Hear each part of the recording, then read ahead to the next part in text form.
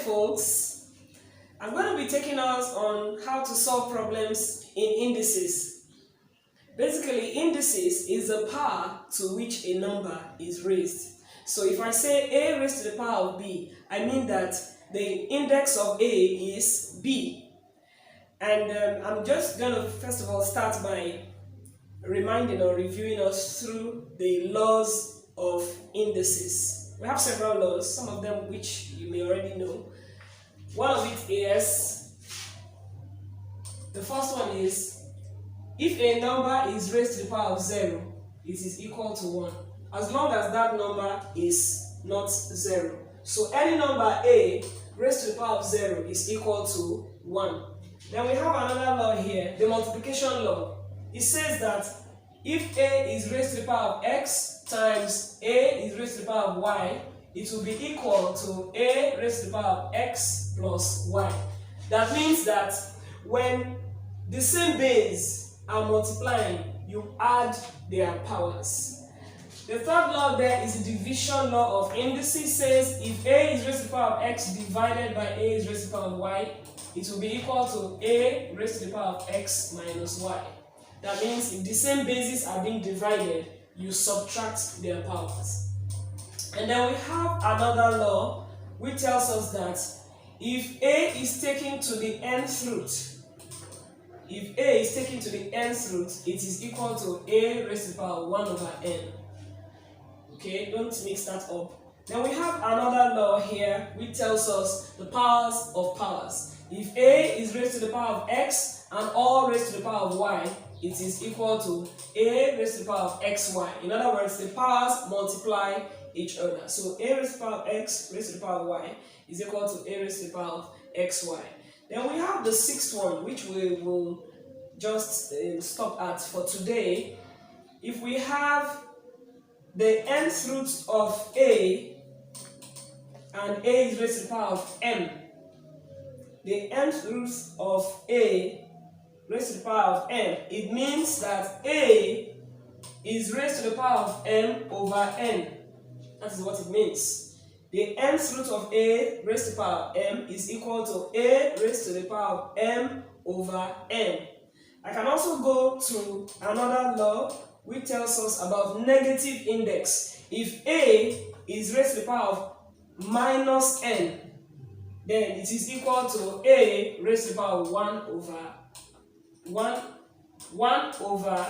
a raised to the power of n. Okay, so that is what the seventh law is. If a is raised to the power of minus n, it is equal to 1 over a raised to the power of n. Okay, so these are the basic laws of indices we're going to be talking. I'm going to be reviewing you with today, and then we'll go straight and solve a question or two. Now, sometimes you find yourself in an examination situation and you're given a question, and you're wondering, how do I solve this kind of question within just a minute or less? You need to apply the laws of indices, and so I'm just going to look through with this particular question very quickly. We have a question like this. How do you evaluate? You are asked to evaluate a question like this. You have 16 raised to the power of 3 over 4 minus 8 raised to the power of 1 over 3 all over 2 raised to the power of 2 times 3. Now, 16 can be reduced to the power of its base. 8 can be reduced to the power of its base, and the power of their base is 2. 16 is 2 raised to the power of 4. So in solving it, I write 16 in the power of its base, which is 2 raised to the power of 4, originally raised to the power of 3 over 4, as you can see in the question. So 2 raised to the power of 4 is still my 16. Minus 8 is 2 raised to the power of 3. 2 raised to the power of 3, that is my 8 in brackets, originally raised to the power of 1 over 3, all over 2 squared times 3. Now, if you remember what I said about powers multiplying powers, the power inside the bracket can multiply the power outside the bracket. So 4 will cancel 4, 3 will cancel 3. What do I have left? I have 2 raised to the power of 3 minus I'm left with 2 raised to the power of 1, which is 2, all over 2 raised to the power of 2 times 3. Please do not try to cancel, because this is a binomial expression and it's bound by a negative operation. You cannot do division, multiplication, and subtraction together. So you have to expand what you have here and simplify further. 2 raised to the power of 3 is 8 minus 2 all over 2 raised to the power of 2 is 4 times 3. See, so you need to simplify what you have at the numerator, simplify what you have at the denominator, and check if something will cancel out. So we have 8 minus 2 there is 6 over 4 times 3 here is 12. So I can still reduce it further to its lowest term. So I have 6 going to 12, 1, 2 there, and so the answer is, final answer, 1 over 2. You can see how very simple that is, but you need to be very careful when you're handling expressions with a lot of indices. So basically, that's how you go about this particular kind of question if you find it in an exam situation. Okay, so we're going to be taking you through another kind of question a lot of students try to avoid in the examination. Indices with equation or indicial equations. So I have 9 raised to the power of 1 plus n times 3 equal, and there's an equation here right now, 27 raised to the power of minus n. And a question like this, you are expected to find the value of n. N is an unknown, it's a variable. Now look at the numbers we have. We have 9, 3, and 27. They have something in common. 9 is a multiple of 3, 27 is a multiple of 3. So 9 can be reduced to the power of its base. 27 can be reduced to the power of its base. 9 is 3 squared. So in solving that, I have 3 squared originally raised to the power of 1 plus n times this 3 written by itself is actually raised to the power of 1, of course you know, because the power is invisible, that means it's 1. Which is equal to 27 is 3 raised to the power of 3, originally raised to the power of minus n. Take note. Okay, so we now multiply the powers. The power inside the bracket will multiply the power outside.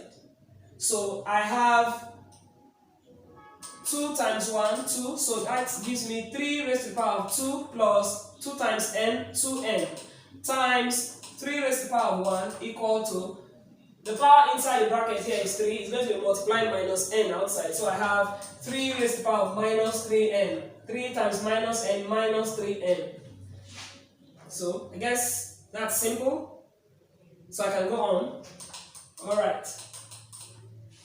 Now, the multiplication law of indices states that when the bases are the same and they are multiplying each other, you add their powers. The power here is 2 plus 2n, the power here is 1. I'm going to add those two powers together. So I write 3 raised to the power of 2 plus 2n plus 1 equal 3 raised to the power of minus 3n. So if I collect like terms, I have 2 plus 1.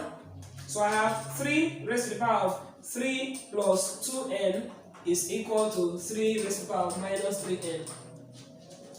Now, indices tells us, there's a law in indices that tells us that when the same bases are equal, automatically their powers are equal.